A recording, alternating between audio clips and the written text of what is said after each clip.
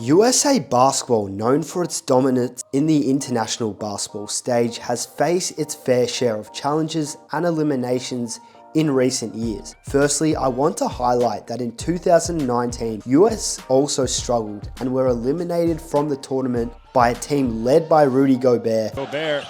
Mitchell goes past Gobert, but it gets blocked! Being France. The loss ended Team USA's 58-game international win streak in non-exhibition games involving NBA players. So this FIBA showing was nothing new. In fact, you can argue that this 2019 FIBA squad was far more talented, and they still lost and did not win a medal. The team had selections such as Donovan Mitchell, Jaylen Brown, Jayson Tatum, Miles Turner, Brook Lopez, Chris Middleton, and Kemba Walker, who was arguably coming off a career year, though regardless of how many big name players were dropped out before the tournament, Team USA will finish off the podium at the FIBA World Cup in 2019, much like 2023.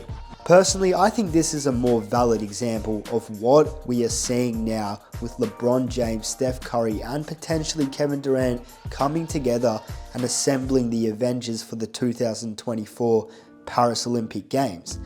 Let's rewind the clock to the 2004 Athens Olympic Games and why it's a similar circumstance to this past FIBA World Cup team. This USA team faced multiple losses before losing to Argentina in the semi-final. But before we take a look at that, let's take a look at their roster.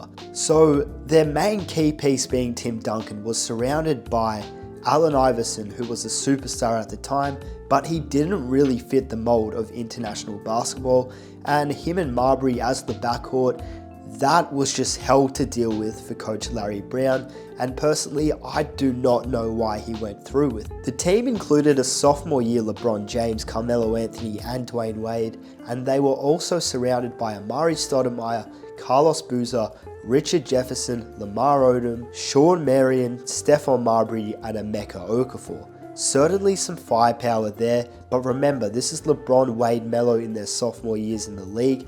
They all came off the bench and they didn't really have any real impact to push them towards the gold medal. It was Iverson, Duncan, Marbury, the older guys who had to push the team, and the cohesiveness, it just was not it.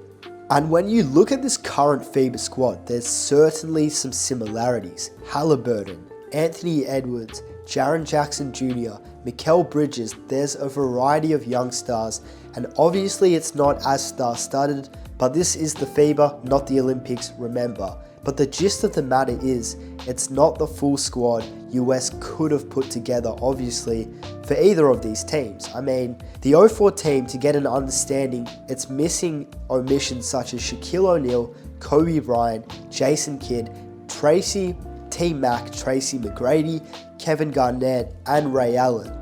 This team had its first US Olympic loss since 1988, an embarrassment. In fact, this deserves a video of its own, as they lost to Puerto Rico in a group stage loss. Absolutely insane. And then another group stage loss, they would go on to lose to Lithuania.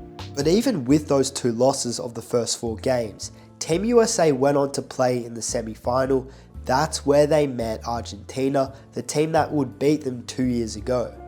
89-81, making a surprising elimination that prevented them from competing for gold. Point I'm making is there's certainly some similarities. This FIBA 2023 team saw them lose to Lithuania, Germany, and Canada, not even winning a bronze medal, much like the 2004 Athens team. One key thing happened in both of these circumstances. 2008 US Olympics, they did not play around and they assembled the Avengers, as what they like to be called. The 2008 US Olympic basketball roster featured several changes compared to the 2004 team. Let's dissect the differences in the roster.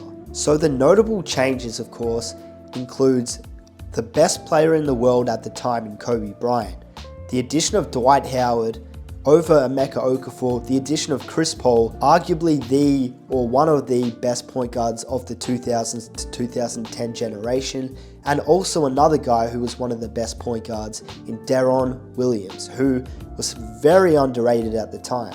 Other returning players include Carmelo Anthony, Carlos Boozer, LeBron James, Dwayne Wade as they returned for the 2008 Olympics. They went on to win a gold medal in Beijing. Their performance was a significant improvement over their disappointing bronze medal finish in 2004. So that takes us to today and what's happened as of yesterday. Same exact story. LeBron James, a 3-time Olympian and a 2-time gold medalist who is eager to commit to Team USA for the Paris Olympic Games. Despite turning 39 in December, he is highly motivated to participate in one last dance.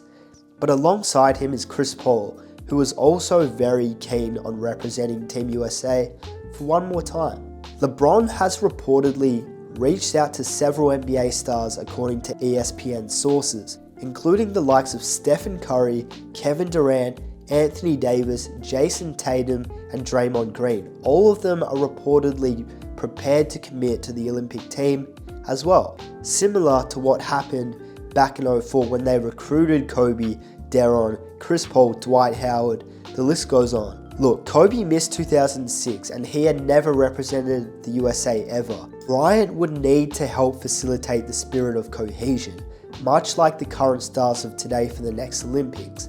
Stephen Curry, despite being 36 next year, he has never played at an Olympic Games. He has been a 2-time World Cup winner with the American team in 2010 and 2014, and you would think that he is viewing the Paris Olympics very closely like LeBron James and like KD would, to redeem USA. Comment down below what you think about this. Will USA assemble a squad we haven't seen anything like since 2012, and is this history repeating itself all over again, where USA draw a line in the sand as they are sick of being the laughingstock of international play? With all things being said, this is Marcus from the Bench Mob, and we hope you guys enjoyed this video. If you did, make sure you leave a sub, because we're going to be posting every single day on this channel, and once we hit 1K, we're giving away a free NBA jersey, so you do not want to miss out on that. Stay bowling, guys. We'll catch you guys next time.